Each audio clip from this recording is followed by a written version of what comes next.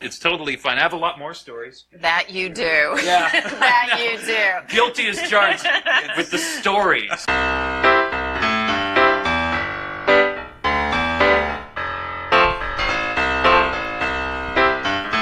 Hey-o! Welcome everybody to a very special edition of I've Got Something to Say.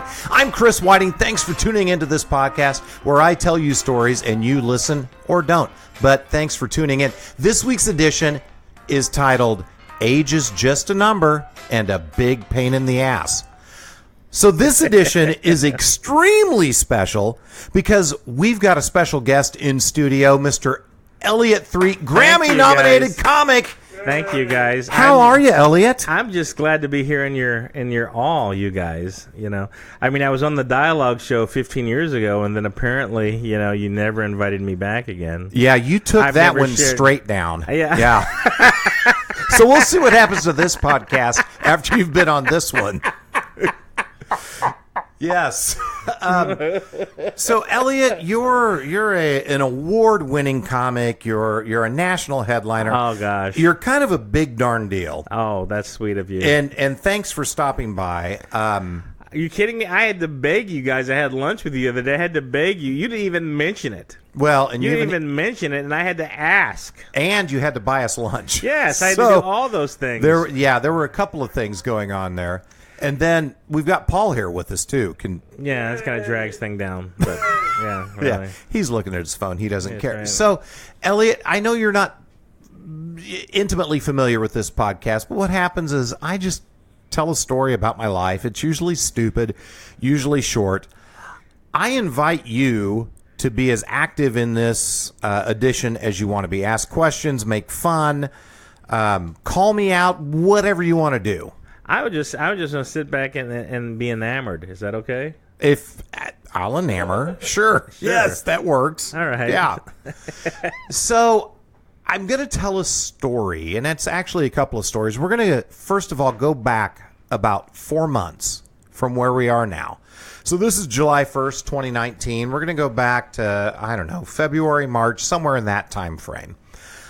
I have a job where I am fortunate enough to be able to work from home from time to time. So one day, I decided to work from home, but there were too many people at home. So I left home and I went to a coffee shop. And I tried out a coffee shop I'd never been to in Independence before called Blendwell. Now, are either of you familiar with the Blendwell coffee shop? No. Okay. So it's on 24 Highway. And I'm going to get this wrong, so I'll apologize to everybody up front. But I want to say it's either like Community Services League or the Truman Heartland Foundation that have put this coffee shop together. And they hire people to work there who are trying to get back on their feet. So it's a chance to give jobs to people who have been in rough circumstances. So it's a community outreach / coffee shop, and it's a cool little spot. So if you're ever in need of a good cup of coffee or a place to hang out, I would totally recommend Blendwell. Super cool. They have a website? They do. Yeah, I don't know what it is, but Okay. I'm thinking it's Blendwell something. I bet it is. Yeah, I bet if you Googled Blendwell, Independence, Missouri, you would find. Paul, can you find that for us? Yes. Okay, thanks, buddy. So I go to Blendwell, and I'm having a good day. I've set up my whole work from home set up, if you will. And a lot of people, you just see them, they've got their little laptop and they type away. I've got a lot going on when I'm working remotely. So my laptop won't hold a charge, so I've got to plug in a power cord to begin with. Then I have to use a mouse, but I don't think I've talked about this on the podcast before, but I had to have elbow surgery because I jacked up my elbow from using a typical computer mouse. So that's the story you're going with? I know it's okay. Ridiculous. Right. It's and I'm embarrassed and not proud of that. No, okay, I believe it. Yeah, so I ended up with golfer's elbow from a computer mouse. First of all, golfer's elbow doesn't sound tough anyway, but then when it's like, well, I don't play golf, I use a mouse. That's even worse. It's almost as bad as bowler's thumb. Which is is that a thing? Oh, it's actually after you eat your chili dog and you stick your thumb in the hole that it's anyway. Wait, what hole? So I'm at Blendwell, and I've got my power cord in. I've got my ergonomic mouse, and you should Google ergonomic mouse if you haven't already. Paul, do you know about Blendwell? You want to give us an update?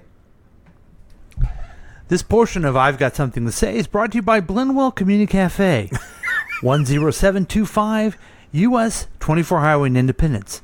Come do it the Blendwell way. Okay, I don't know if that gave us much more information than we already had. I'm not sure who runs it. Is it Community Service League. So it's the CSL, and it's great. And you can go there. They have meeting rooms that you can use. But I'm just there. I'm a single dude. I'm just there working. So I've got my ergonomic mouse, which people say looks like a phaser from Star Trek, from the original Star Trek. Find out more about Blendwell at www.blendwellcafe.com. Back to you, Chris. Hey, thanks, Paul. Check it out. You won't be disappointed. And then I have my headset, and I'm not a guy that just plugs earbuds into my computer. I have like a full-on headset that covers both ears, has a microphone that comes down in front of my mouth. Like, I look ridiculous. You look like Ant-Man. Yes, Pretty much yes, I do. I look like Ant-Man. But I would think it makes it eminently clear that I am working on something when I've got all of this set up. So I'm sitting at Blendwell, and an old gentleman comes in. I would say older, but he was just old, not older. He was just an old man. And God love him, he's wearing a suit, a nice suit that looks like it came straight from the set of Barney Miller, and he's got an overcoat and an old school briefcase. And he comes in, and I'm on a meeting, so I've got my headset on. I'm talking to people, and I can see him kind of wandering around. He's puttering about, and he looks a little bit confused. And then he comes over to me, and I'm on a meeting talking to people, and he's like, "Excuse me, sir, I need a ride to the library. Can you take me, please?" I'm like, "I'm sorry, I have to put everybody on hold on my meeting. I'm sorry, I'm on a call right now. I do have a break in about 90 minutes if you'd like me to run you to the library." That'd be great. You bet. And so he goes over and sits down. Well, I'm like, what? There's a cafe full of people. Why does he come to the guy that has a Star Trek phaser in his right hand and a ridiculous headset, Ant-Man headset on, and ask him to take him to the library? So as I'm sitting there, I get off of one call. I'm getting ready to get on to another one. The manager of the Blendwell comes over and goes, "Hey, I heard that you said you could take Charlie to the library. That's so nice. He goes there a lot, but he often gets confused, and he gets off at the wrong bus stop, comes into the Blendwell, and then he needs somebody to take him up the street to the library."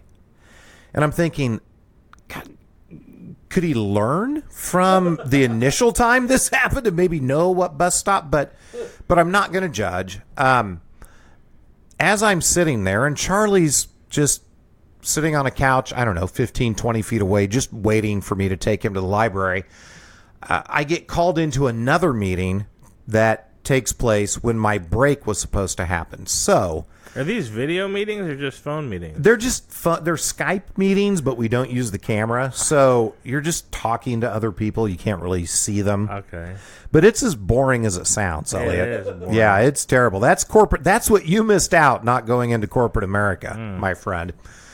So I decide, okay, I can't take him to the library. I'm going to call him an Uber. So I get on my phone and I call an Uber. It's going to come in 4 minutes. I run over. I'm like, "Hey, Charlie, I'm not going to be able to take you to this meeting, but I've got a nice person coming that's going to take you up to the library." He's like, "Well, that's good. I can show him my research. There's some stuff they've got wrong up there, and I'm going to set them straight." Oh, gosh. I bet you are, Charlie. So Oh, I put Charlie in an Uber, and he takes off. I'm a little irritated, but sort of happy to help the guy out. You know, he's a little doddering old man. He needs some help.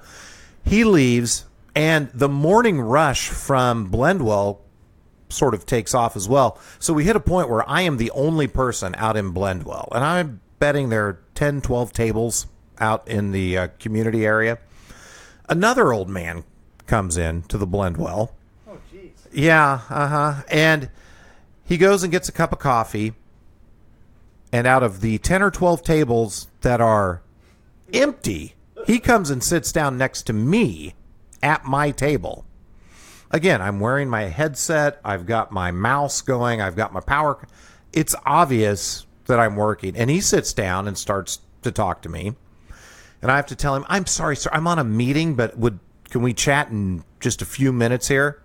Sure, no problem. So then I get off my meeting, and he starts to talk to me about Bible symbolism. And and about the blue mosque that was mentioned in the Old Testament and how it relates to the New Testament. Are you serious? Oh, I am not kidding, Elliot. Gosh. And then he goes into the bow of Eden, which was only mentioned in the Book of Mormon, but if you look carefully enough, it's also mentioned in the Old Testament of the Bible.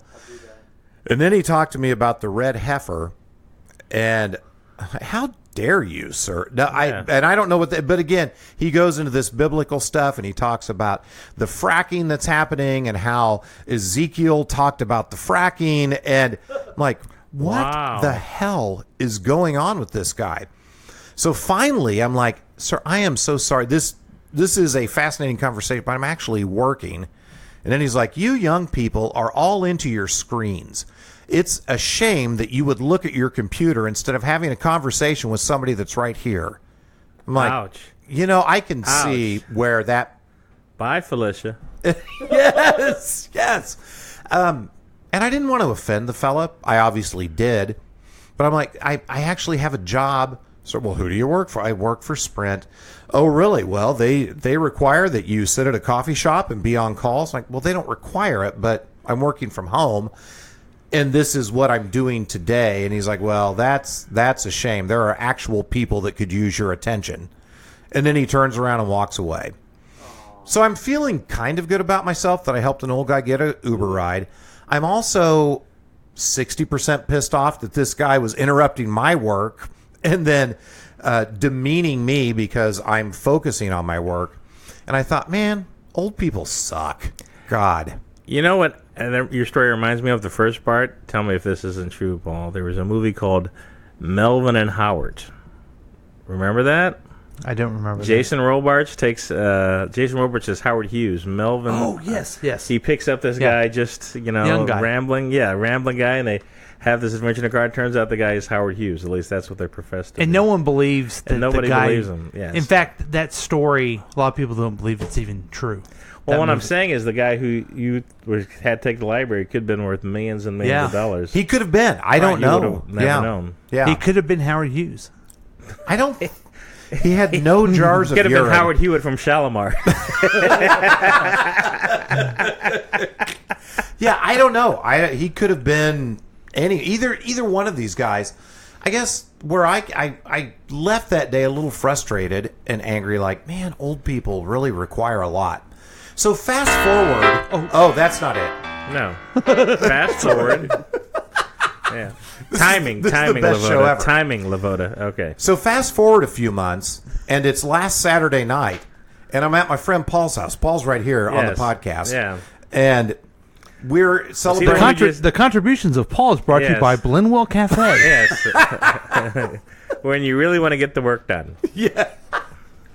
You guys are the best. We need to have you guys on every one of my podcasts. All right. Go on. So we're sitting there, and my friend Velvy comes in. Now, Velvy was trying to play basketball at, I don't know what Velvy is, 54, 55 years old, and his patella tendon broke last week. So he can't walk now. So Velvy's sitting on the couch. He can't walk. Paul's sitting on the couch. He doesn't have a prostate anymore because of the cancer. Mm-hmm. I'm sitting on a chair next to the couch. I can barely walk because I've strained my patella tendon.